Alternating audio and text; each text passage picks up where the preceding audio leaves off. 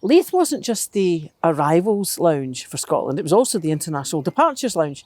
And for one of our departing Scots, this building here, it used to be St Ninian's Kirk, might have been amongst the last buildings that our departing Scot would remember as she was transported across to the Caribbean.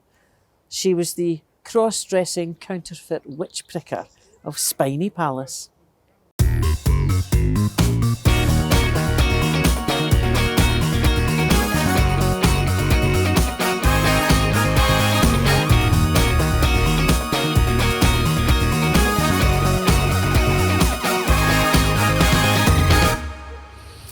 It's 1660, 1661 to the laird at Spiny Palace has a bit of an issue. Cows have stopped giving milk, crops have failed, and tragically some babies have died. So he jumps to the obvious conclusion, there's a witch on the loose, possibly witches. He needs to bring in the professionals. He needs a witch hunter. He needs a witch pricker. Now, a word about witch pricking.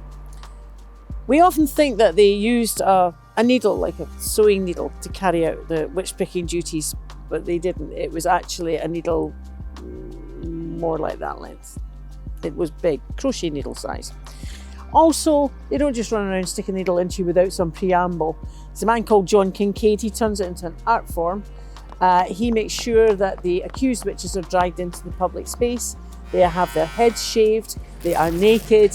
Everyone is watching them, and he rams the needle in over and over again until at some point there is no blood. There's no appearance of pain because I imagine these women are catatonic with shock. Don't forget, these are women who never even leave the house without putting a scarf on their heads.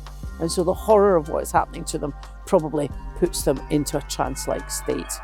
And this is what the Laird of Spiny Palace is looking for, a professional witch pricker.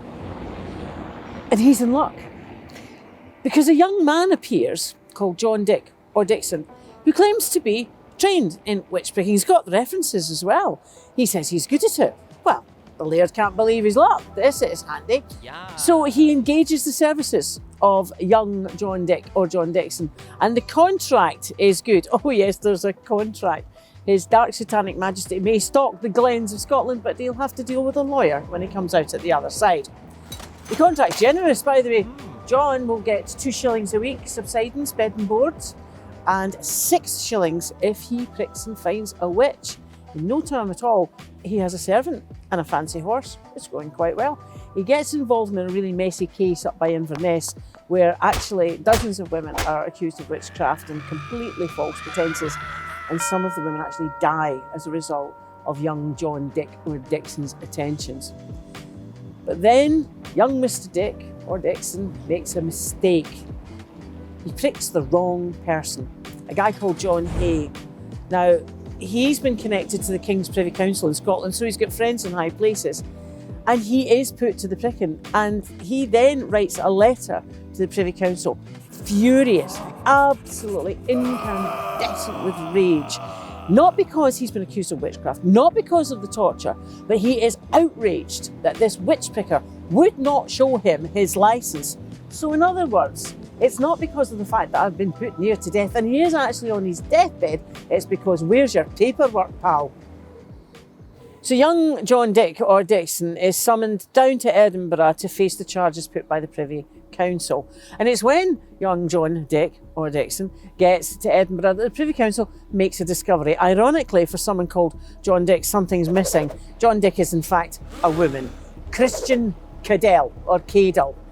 Christian believes that she can hunt witches, she can find witches, but she believes she can do it by looking into their eyes and see in the corner of the eyes where you get that gunk sometimes. She called it glore.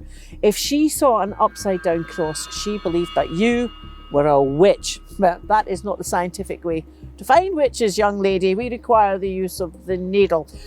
So Christian stands trial, and she's put on trial not for torture, not for murder, despite the fact she sent about 6 people to their deaths as a result of her actions. No.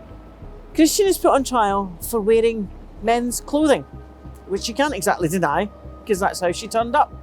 And she is condemned to transportation to the Caribbean. And that's why she's brought down to Leith in May 1662 to be put aboard the good ship Mary, which will sail and take her away to Barbados. On the day that she sails, her last 2 victims are executed.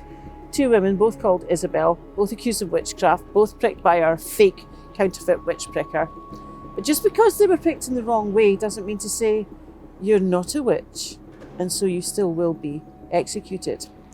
So that's the tale of the cross-dressing counterfeit witch pricker of Spiny Palace.